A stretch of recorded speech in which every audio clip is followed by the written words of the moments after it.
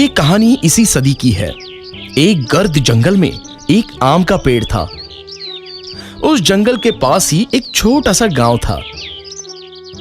उस गांव का एक छोटा सा लड़का रामू उस जंगल में जाकर उस आम के पेड़ के पास खेलता रहता था।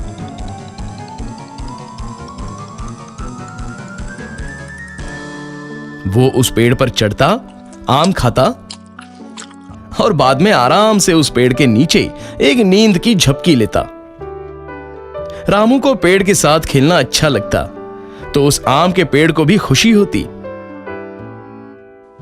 अब रामू रोज उस पेड़ के साथ नहीं खेलने लगा। एक दिन की बात है, रामू चलते चलते उस पेड़ के पास गया। वो बहुत दुखी था। चलो रामू बेटा, मेरे साथ खेलो।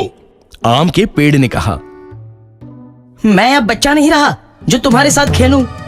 अब मैं पेड़ के साथ नहीं खेलता। रामू ने जवाब दिया, मुझे अब खिलौने चाहिए और खिलौने खरीदने के लिए पैसों की जरूरत है।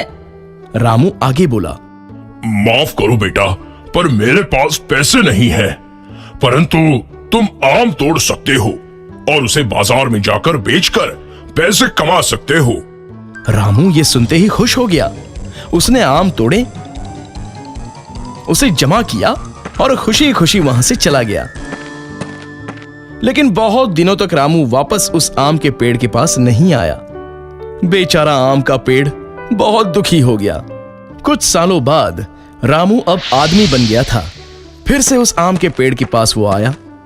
आम का पेड़ खुश हुआ और बोला, रामू बेटा, चलो आओ, अरे मेरे साथ खेलो। मुझे तुम्हारे साथ खेलने का टाइम नहीं है, और वैसे भी अब मैं बड़ा हो गया हूँ। मुझे अब मेरे परिवार के लिए काम करना है। हमें एक घर चाहिए, क्या तुम मेरी मदद कर सकते हो? रामू ने पूछा। मुझे माफ कर दो बेटा, पर मेरे पास तुमको देने के लिए घर नहीं है, परंतु तुम मेरी शाखाएं तोड़कर तुम्हारा घर बना सकते हो। ऐसा सुनते ही रामू ने आम के पेड़ की सभी शाखाएं तोड़ दी और उन्हें साथ में लेकर वहां से खुशी खुशी चला गया। शाखाएं टूटने के बावजूद आम का पेड़ खुश था, परंतु रामू उसके बाद नहीं आया और पेड़ बेचारा बहुत दुखी हुआ। कुछ सालों बाद गर्मियों के दिन में रामू फिर से उस पेड़ के पास आया। पेड़ बहुत खुश हुआ। आओ बेटा, चलो मेरे साथ खेलो। नहीं, अब मैं बूढ़ा हो गया हूं। अब मुझे जिंदगी आराम से बिताने के लिए नौकायन करना है। क्या तुम मुझे बोट दे सकते हो? रामू ने पूछा। इस पर पेड़ बोला, मेरे तना का इस्तेमाल करो और बोट बनाओ, फिर तुम नौकायन को जाके खुश रह सकते हो। फिर क्या था, रामू ने उस पेड़ का तना भी काट लिया और उससे एक बोट बनाई और नौकायन को चला गया। फिर बहुत सालों तक वहां वापस नहीं आया। ऐसे ही कुछ साल बीत गए।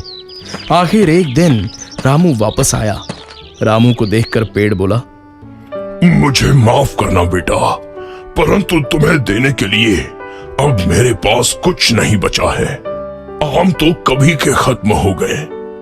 रामू बोला, कोई बात नहीं, अब मेरे दांत भी तो नहीं है आम खाने के लिए।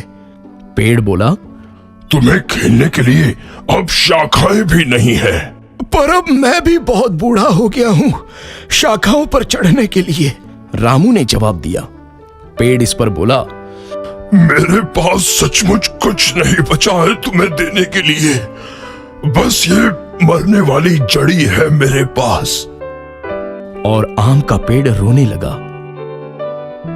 अब मुझे किसी भी चीज की जरूरत नहीं है।